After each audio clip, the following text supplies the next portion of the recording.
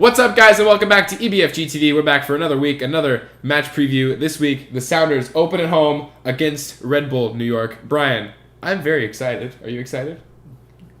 I will say so. I just in my head, I picture Tom making. I think it was either Tom or Mark making fun of me for when we did the one at Sonar Feed, and I was just like, "Yeah, I'm so excited." Yeah, it was a little bit of a monotone reaction, but it was. But no, I'm really excited. Historic game for multiple reasons. Yeah. Obviously, the banner unveiling is going to be awesome. Yeah. Marching the cup through the streets of Seattle. The parade was really cool, obviously. Yeah. But doing it like before a game is going to get everyone super hyped. Yeah. And the fact that, as we mentioned, I think in the match review from Montreal, that it's the anniversary of the inaugural game against the same team we played in the inaugural game. Yeah.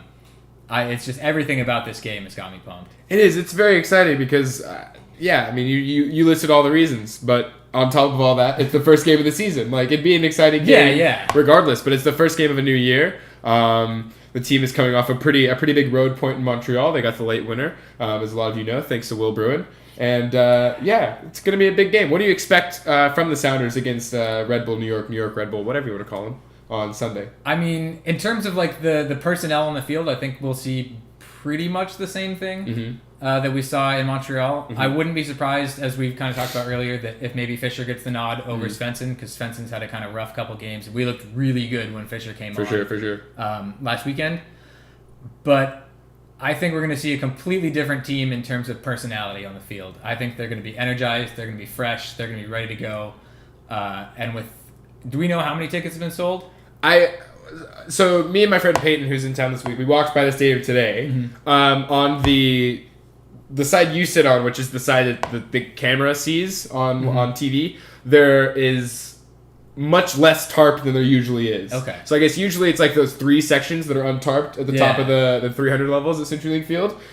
There's probably 6 or 7 that don't have tarps on them. They say that, I think tickets sold wise already, it's the biggest home opener ever. Oh, wow. As always, I think they're expecting maybe like walk-ups. 50, 55K. Well, so the biggest home opener ever I saw on Twitter earlier today is like only 39,000. I don't know how true that is. It's Twitter. You can't believe everything you see on the internet. But I think it is set to be the biggest home opener crowd ever. Okay. I don't know. 50,000 seems like a stretch, maybe, depending on how many walk-ups we get. Because the regular configuration holds like 40 something, right? I think it's like just at 40. 40? I think it's just at 40. So maybe like 45. So I'm thinking like 45, 46,000, which still an amazing crowd, blows every other crowd out of the water for MLS this season, especially since Orlando is in a regular size stadium now. Well, Atlanta had their big... Oh yeah, true, I forgot. But even then, I don't think Dodd seats like 60,000 people. I think their stadium is still relatively small for a football stadium. But, so it's a very exciting. It'll probably be the biggest crowd of the week, I'm assuming, unless Atlanta plays at home, maybe. But yeah, it's going to be a huge match. I'm super stoked. I'm super pumped about it. First match as a season ticket holder. Congratulations. It's actually, I was going to say it's my first match living in Seattle, but that's definitely not true. Yeah, a little bit off. That's just wrong. But yeah, I expect the same thing. I expect a much similar team to what we saw in Canada last week. I'd love to see Fisher in there because I felt like we were a totally different team with Fisher on the field. Svensson still just looks, I don't know if it's confidence issues or fitness issues or just like a position fit. Yeah, I don't know what it is. He is playing out of position, and I'll give him that. That's a tough situation to be thrown into. But yeah, overall, we just looked a lot better when Fisher came in. Yeah. And I think both goals came when Fisher came in, which doesn't... They did, and we didn't concede anymore after Fisher, which, I mean, I'm not saying Fisher got the two goals and earned us the point, but we did look much different with him in the lineup. Well, he did pretty much get us a goal, to be fair. He did, yeah. So, it's super exciting. I expect a very similar lineup. It is going to be loud. It is going to be loud. Honestly... Not that it's not always loud. Yeah, but I mean, as a player, I really don't know if there's anything... See, like, I don't know if the players will be on the field for the... banner unveiling. I assume they would be, because like in other sports they usually are. I think even if they're not, they'll be able to hear it. They'll be able to hear it for sure, because it's going to be a very exciting moment, as we've talked about for 3 weeks now, and we're going to keep talking about. It's an exciting moment for not only the Sounders, but Seattle sports in general. Yeah. It's just a very big day. If the players are on the field, there's nothing, I don't think there's anything that can get you more excited than to see your success be be praised like that. I mean, that's going to be at CenturyLink Field, especially given the year that we had last season. Yeah, exactly. And I mean that banner's going to be up there forever, whether it be at CenturyLink Field, wherever we play next, if that's somewhere else. When we kick the Seahawks out, when the Seahawks move to like Renton or send something, them to a smaller stadium. That's going to be there forever. Like we're always going to have that banner, no matter where we play, no matter where we train. There's going to be that MLS Cup banner hanging somewhere, which is super exciting. And as a player, I think for me it would give me more motivation to go win more banners.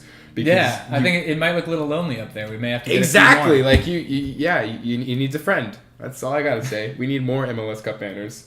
But predictions. Let's get right into it. Predictions. What do you expect? I think I might have said this in the other video. I'm not 100% sure. Mm-hmm. But just because of the kind of how the game is, who we're playing, the date and everything, I'm gonna go 3-0. Okay, 3-0. I like 3-0. I'd love a 3-0 game. As we were kind of talking about earlier. 3-0 for us, I guess. Yeah. 3-0 for the Sounders. It's been a long time, in my opinion, since we've had like a comfortable home win. Mm-hmm. Because even that Dallas game in the playoffs, if we conceded a goal, it changes the entire like dynamic of that series in the playoffs. So I just love a nice comfortable win, even like a 2-0 or 3-0. I'm gonna go 2-0. Okay. I wouldn't be surprised if it's, and I feel like I say this a lot, and I reference the Supporter Shield winning game a lot, but I wouldn't be surprised if it's like a 1-0 late in the game, and then we kind of get like a second, like a nice counter attack, something like that. That'd be super exciting. I'd love to see hometown boy Jordan Morris score. Because I feel like the place always. After the first couple games, I really feel like he's going to. I think he's got a goal in him. He's just been working his butt off every week. I feel genuinely bad for him, especially in the Houston game. I think for a player of his style, starting 2 games on the road is tough. That's true. Because it's always tough to be on the road, especially when you're an attacking player. You're not always playing for the win. Sometimes you're playing for a draw, which isn't necessarily a bad thing. But yeah, I think he has a goal in him, and I feel like CenturyLink just blows up when he scores. I mean, the roof blows off the place when he scores because he's the hometown kid. He's Seattle's own, and it's so exciting to watch him score. So I'd love a brace from Jordan Morris. I'll say that. That was going to be my prediction. Was 2 from Jordan, and then I was going to say 1 from Ship or Bruin or someone. Yeah. One of the new guys. Bruin seems to that. I'd like if Bruin always had this like right place, right time. I mean, that's kind of been him throughout his career. Yeah, that's what happened to that Montreal goal. Was he was like right place, right time. It was kind of like he's not going to run at people with pace and beat them with a sick move. Or anything. Like he's one of those guys like Wando that just kind of finds his way into space and buries it. And he finds the ball and he's a good finisher. Sometimes that's all you need to get a goal. And I'm stoked. We're gonna win 2-0. And you said we're going to win 3-0. So maybe we'll win 5-0. Or we'll lose. Who knows? We're not always the smartest match predictors. Hey, I finally got one right last week. That is true. That is very true. Prediction ever. I think that was the first prediction correct from either of us. Yeah. Because the only other correct prediction was our friend Chase, who got the Colorado prediction right in the Western Conference Final. So shout out to Chase for getting that right. Because that sent us to the MLS Cup Final. Which still, I was thinking about that game today, and I know this is random and this is a tangent, but I was thinking about that Colorado game. It still hasn't set in what all we went through last year. Yeah, I mean, it was wild. We were in Kansas City and it was 90 degrees. I almost had to take Brian to the hospital because he was so dehydrated and like sickly. And then not my best day. Yeah, and then the Kansas City playoff match where it's like raining the entire game and I was soaking wet and Valdez gets that late winner and it was like his first goal of the season, right? I think so. I think it was because did he have that goal in the Open Cup? He might have had an Open against Cup Salt Lake, but it was like a cheap goal. It was like the Salt Lake goal. It was ugly. Yeah, it was really ugly. And he scores that goal against Kansas City, and then his first MLS goal of the season. Yeah, and then we have the 3-0 against Dallas at home, which was insane, and it was like, is this really happening? Like, are they really making this run?